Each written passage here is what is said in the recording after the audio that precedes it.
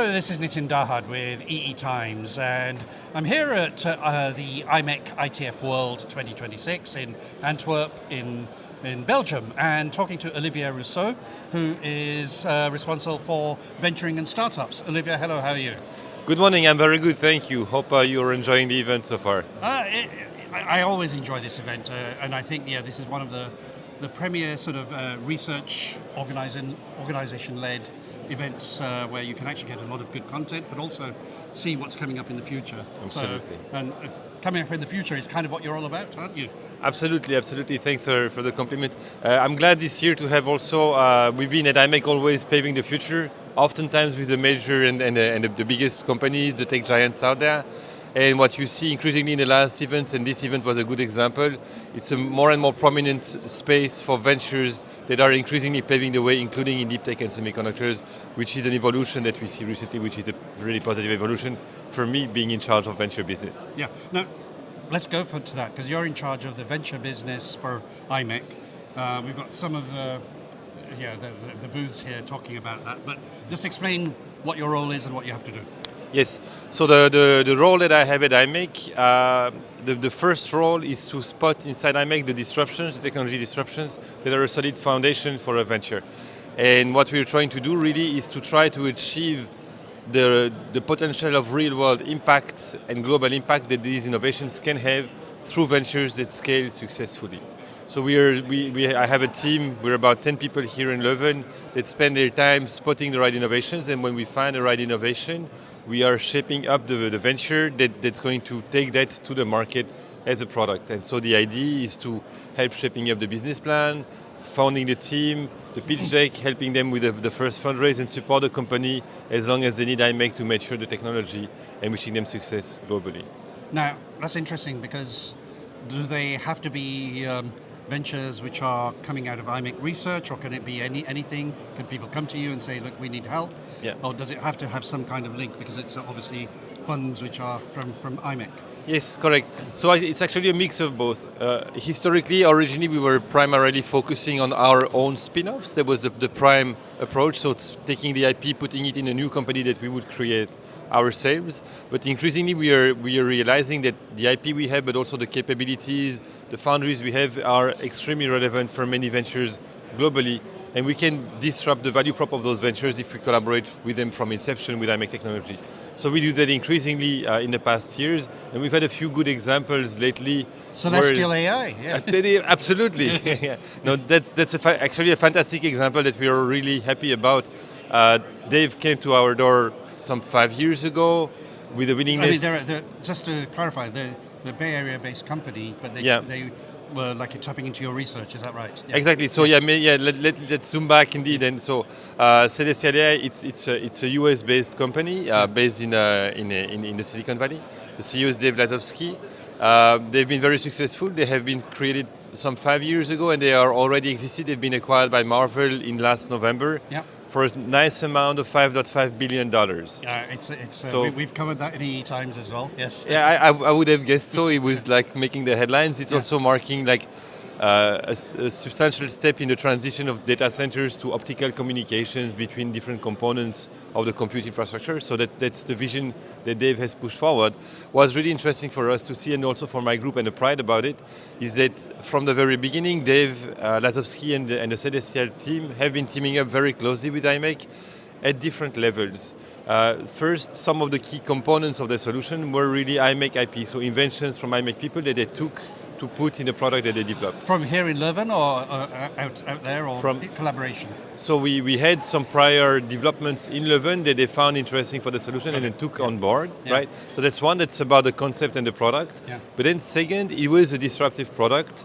And so if they had gone to TSMC, day zero, say, can you make this for us? The answer would have been, well, no, we can't. Yeah. And so we spent quite some time with them developing the right processes to industrialize the products, and then so prototyping them and developing them out and the processes, and then transferring the process to commercial foundries that are now going to help them solve the markets.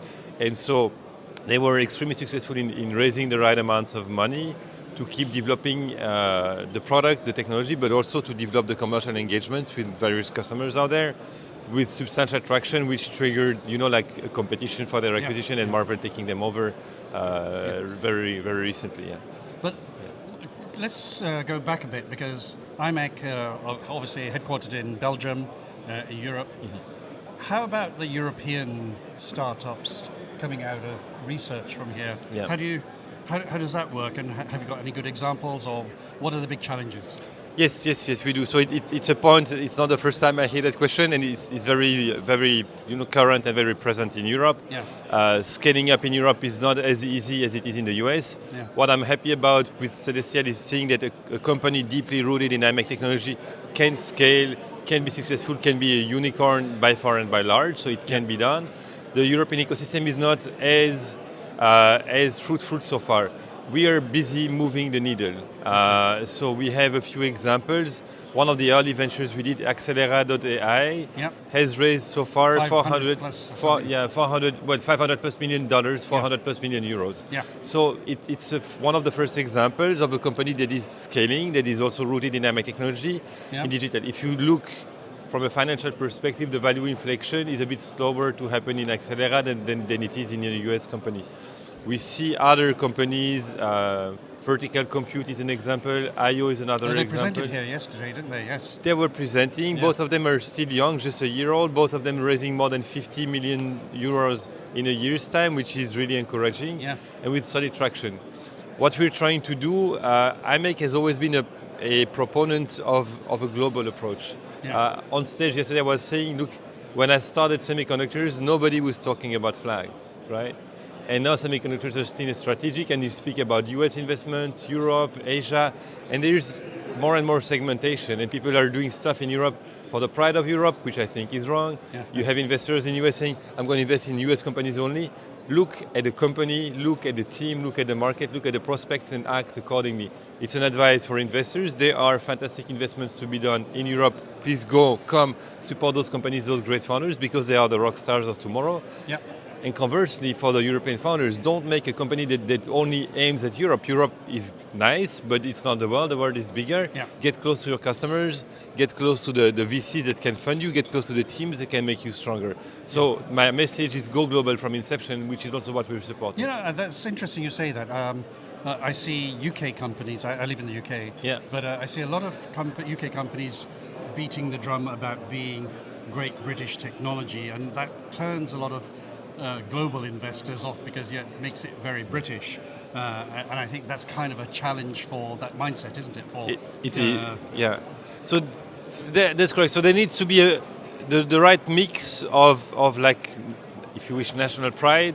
There needs to be a push and a drive, which I'm having too, of mobilizing the resources of your region. Europe, I mean, in terms of capital, there is plenty of capital in Europe. It is just not directed sufficiently to deep tech, and so like shaking the ecosystem and say, guys, put your act together, make money with tech, because this is a place where you can make a lot of money, and support the industry. It's a message that I'm fine about. If I'm an entrepreneur, don't say I'm here to save Europe. You are there to make a difference globally and to be successful. That's it. Yeah. That's what you should be about. Now let's talk about you again, in terms of you're putting people in places around the world, you're connecting with accelerators and funds around the world. Correct. So that this makes it, I think I'm seeing this from others around the world as well, who are connecting the dots. So there's a lot more of a global connected ecosystem, isn't there? It is, absolutely. And so we are having a dedicated effort. So you might have seen it. We are opening up teams across the globe, a solid footprint in the US starting, and the approach there is twofold. On the one hand, we realize that the companies that we are creating from here, they can't succeed if they don't go global from inception. Yeah. So having feet on the ground with the best ecosystems, VCs, talents, customers globally helps them be successful, and we are actively supporting them with that. Okay. Conversely, what we see, we're you can be fantastic at everything, but in terms of research, industrialization, well, Imec has something quite unique, and Europe has a lot of talent. And so what we see is many companies globally would be much better off working with us than they are working on their own. Yeah. So we are promoting that globally, and we have some results. You've seen them on stage earlier. Well, yesterday it was. Yes. Yeah. Density.ai was on stage with me. I saw Atlas Data Storage. Yeah. So those are examples where we have a relationship where we say, look, you know, if you want to be successful in the long run with your company and you need to achieve the right disruptions in semiconductors, the very best place you should go is Imec. And I mean, it's easy for us to tell that, but then they also check it and they realize it's a reality and come to us and work with us. And so it's a two-way effort. Those companies then work increasingly in Europe, have a footprint in Europe, benefit from what we already have to offer, and doing so they help developing the ecosystem in Europe. So it's a win-win game, and it's creating really the spinning wheel that's going to make us all stronger in the end, I believe. Now, I love to talk about startups. We could talk forever because I've sort of spent the last 20, 30 years working either in startups or with startups. So it's fun. But what I'd like to close on is what really gets you out of bed every day, what makes you excited, and what are the things you'd like to see done better? Yeah, so what gets me really excited, I'm blessed to be at Imec. We have fantastic inventors that come with disruptions, new and fantastic ideas, and many of those ideas have a huge potential of disruption in this world.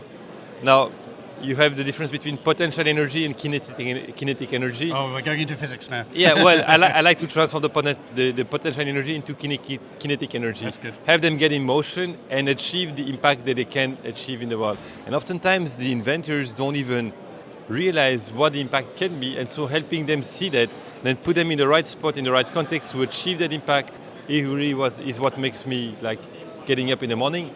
The second aspect is I see the talents in Europe, and I see that we're not yet where we could be in terms of economical impact, and that's something that's a legacy with my team that I want to leave, is help develop that ecosystem and those activities where we could be outstanding because we have the right brains, the right minds to get there, and I want just to help us getting that. Well, Olivier Rousseaux, it's been fun talking to you. Thanks a lot. Shared pleasure. Thanks a lot. Thank you.